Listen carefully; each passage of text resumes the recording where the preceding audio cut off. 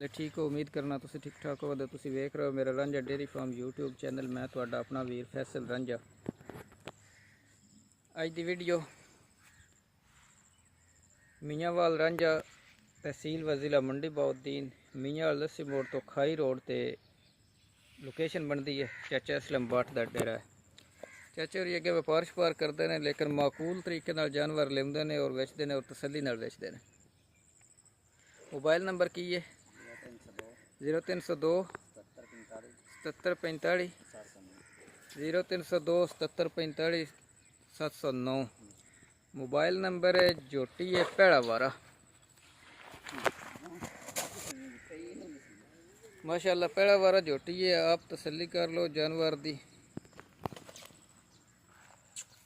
सिर मुँह चेक कर लो। मत्थे ते मत्था थोड़ा चिट्टा खुली सिंग बड़े घुट के थले लाया। चंगे कद दी और खूबसूरत जोटी है। थन गुला चंगा लगे, पुट्ठा चंगा तैयार है।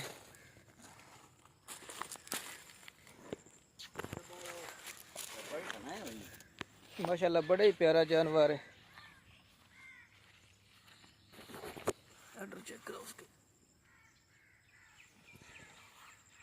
जिस बिरा लैनी हो इस नंबर उत्ते रब्ता कर सकता है। डिमांड है दी मुनासिब जी 5,90,000 रुपया।